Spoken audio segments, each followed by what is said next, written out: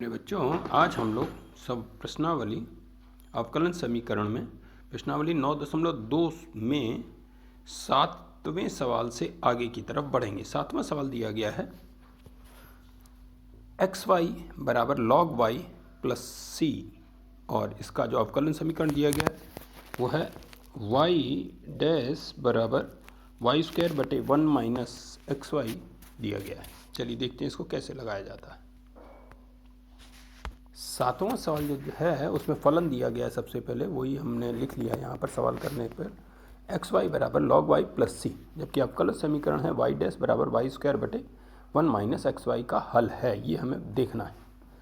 तो चलिए देखते हैं, जो दिया गया फलन है एक्स वाई बराबर लॉग वाई प्लस सी, इसके एक्स के सापेक्ष दोनों पक्षों में अवकलन करने पर x y dash plus y into x, पहला और दूसरा पद का जो हमारा अवकलन निकालते हैं, पहले पद को वैसे ही रख दिया, दूसरे पद का अवकलन किया, फिर प्लस दूसरे पद को रख दिया, पहले पद का अवकलन किया, एक्स का करेंगे तो एक आ जाएगा। अब दाएं पक्ष में लॉग वाई का अवकलन कर रहे हैं एक्स के सापेक्ष, तो 1/y और इंटू गुणा वाई का करेंगे तो वाई डैश आ जाएगा, और ये सी है अचर पद इसलिए इसका मान 0 हो जाएगा अवकलन करेंगे तो।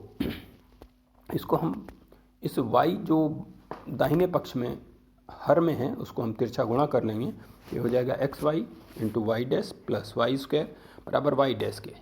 इसको अगला पद आ जाएगा, यदि हम हल करेंगे तो वाई स्क्वायर बराबर, इसको एक पक्ष में ले लिया हमने वाई डैश वाले को, तो y dash minus x y y dash, पुनः अगला पद किया, अगले पद में हमने वाई स्क्वायर बराबर वाई डैश कॉमन ले लिया, 1 प्लस माइनस एक्स वाई आ गया। इस प्रकार यदि हम इसमें निकालेंगे तो हमारा अंत में आ जाता है वाई डैश बराबर वाई स्क्वायर बटे 1 माइनस एक्स वाई। अतः ये सिद्ध हुआ।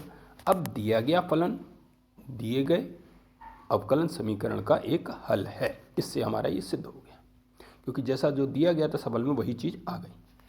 अब हम लोग देखते हैं 8वां सवाल। फलन दिया गया है y माइनस कॉस वाई बराबर एक्स के अवकलन समीकरण y sine y plus cos y plus x कोष्टक में इंटू वाई डैश बराबर y का एक हल है, ये हमें देखना है।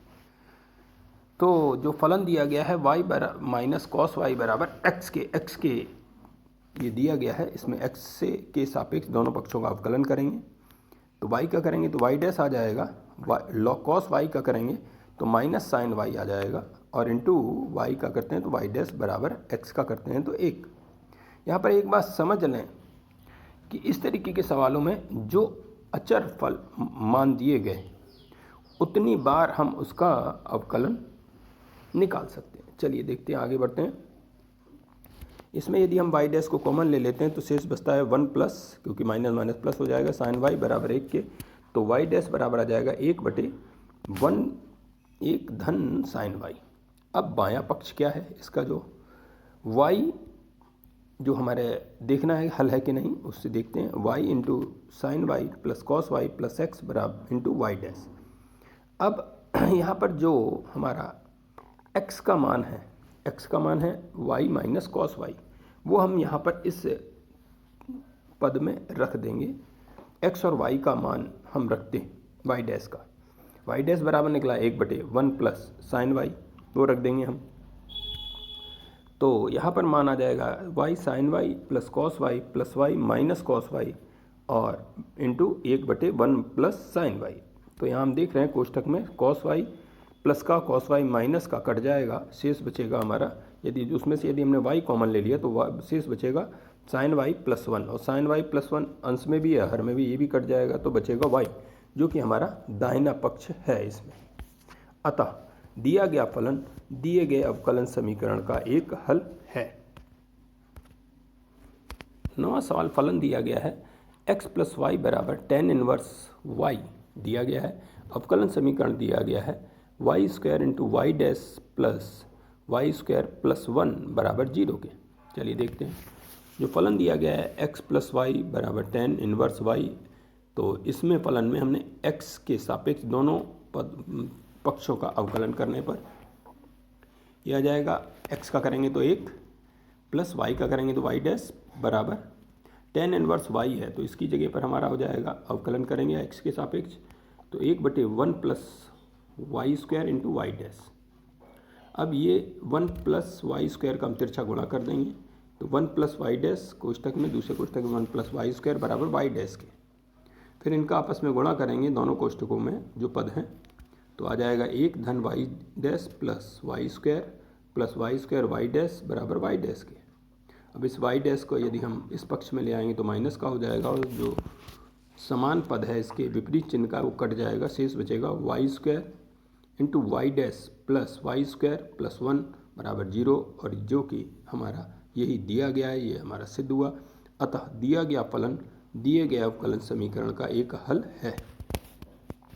10वां सवाल देखते हैं। 10वां सवाल में फलन दिया गया है y बराबर under root a square minus x square.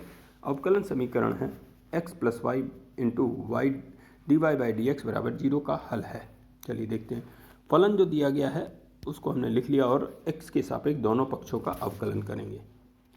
तो y बराबर under root a square minus x square, तो यहाँ पर हमारा मान बन जाएगा d y by d x बराबर 1/, यहाँ पर हमने d y by d x कर दिया क्योंकि इस पक्ष में हमें d y by d x के सापेक्ष ही करना है, नहीं तो हम वाई डैश लिख लेते, बराबर 1/2 under root a square minus x square, और ऊपर आ जाएगा फिर एक्स माइनस एक्स स्क्वायर का अवकलन करेंगे तो आ जाएगा -2x, 2 से 2 कैंसिल हो जाएगा, ये बचेगा -x/, under root a square minus x square. इसका तिरछा गुणा कर देंगे तो ये हो जाएगा under root a square minus x square into d y by d x बराबर -x के। इस -x को भी हम इस पक्ष में ले आएंगे जो कि धनात्मक हो जाएगा, लेकिन इसके साथ साथ अंडर रूट वाई ए स्क्वायर माइनस एक्स स्क्वायर के स्थान पर हम y रख सकते हैं, तो y रख दिया, तो y into d y by d x plus x बराबर 0, और मान रखने पर फलन से ये बराबर हमारा जो दिया गया है फलन का मान वही आ गया। अतः दिया गया फलन दिए गया अवकलन समीकरण का हल है। इस वीडियो में हम लोग 11वां और 12वां सवाल देखेंगे। देखिए यहाँ पर एक आया है 4 कोटि, 11वां सवाल है वाले किसी अवकलन समीकरण का व्यापक हल में उपस्थित स्वेच्छ अचरों की संख्या क्या है। तो यहाँ व्यापक हल में स्वेच्छ अचर हमारे कितने होंगे 4 कोटि वाले अवकलन समीकरण में। चलिए देखते हैं। सबसे पहले तो हम ये जाने व्यापक हल जिसमें स्वेच्छ अचर उपस्थित हो। अब देखते हैं, जब किसी अवकलन समीकरण की कोटि हमारी 1 होगी तो उस स्थिति में स्वेच्छ अचर 1 होता है। यदि कोटि 2 होती है तो स्वेच्छ अचर 2 होता है। इसी प्रकार यदि 3 होती है कोटि किसी अवकलन समीकरण की तो स्वेच्छ अचर 3 होता है। इसी प्रकार यदि 4 है तो उसकी स्वेच्छ अचरों की संख्या भी 4 होगी। इस नियम को ध्यान में रखते हुए हम इसका उत्तर निकालते हैं। उत्तर आता है डी, जिसका कि मान 4 है। 12वां सवाल भी है। 12वां सवाल दिया गया है 3 कोटि वाले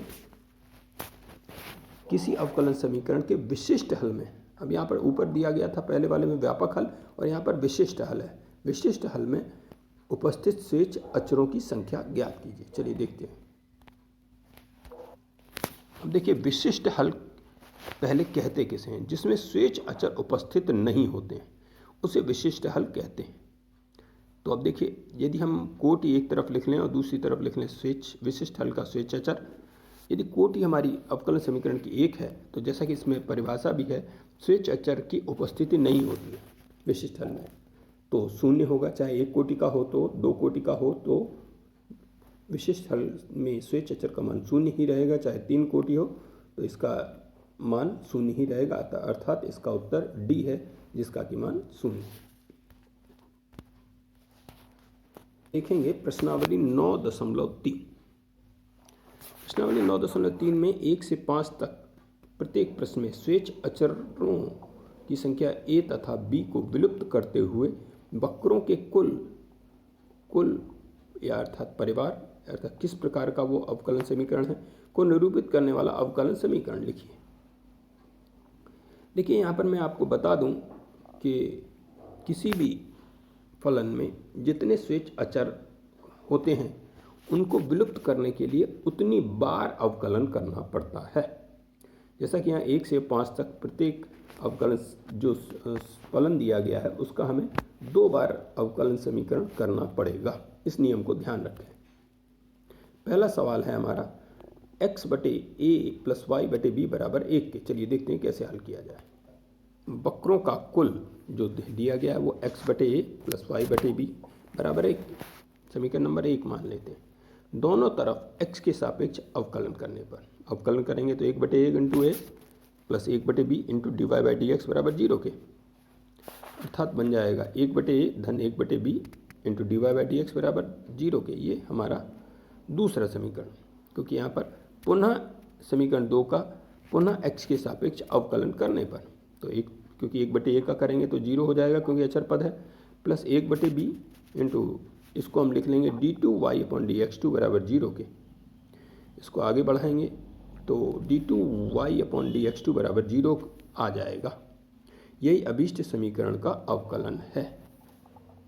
नियम भी मैंने यहाँ पर लिख दिया, आप ध्यान कर सकते हैं। जितने स्वेच्छ अचर होते हैं उतनी बार अवकलन किया जाता है, जबकि जब अचर पद विलुप्त हो जाएगा तब हमारा अभीष्ट अवकलन समीकरण प्राप्त होगा। इस नियम को ध्यान रखेंगे। दिया गया है वो दिया गया है वाई स्क्वायर बराबर ए कोष्टक में b square minus x square. दूसरे सवाल में भी जैसा कि दिया हुआ है वक्र के कुल का समीकरण है वाई स्क्वायर बराबर ए कोष्टक में b square minus x square को निरूपित करने वाला है।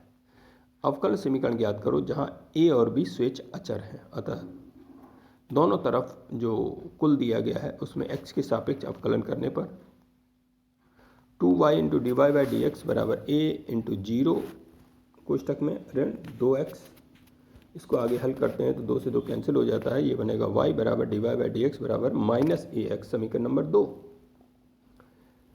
अब एक बार पुनः दोनों तरफ x के सापेक्ष अवकलन करने पर, जब अवकलन करेंगे तो y into d two y upon d x two plus d y by d x into d y by d x बराबर माइनस ए आ जाएगा, और x का करेंगे तो 1 आ जाएगा, समीकरण नंबर 3। अब जो समीकरण नंबर 3 में माइनस ए का मान आया है, ये मान समीकरण नंबर 2 में रखने पर, चलिए रख के देखते हैं।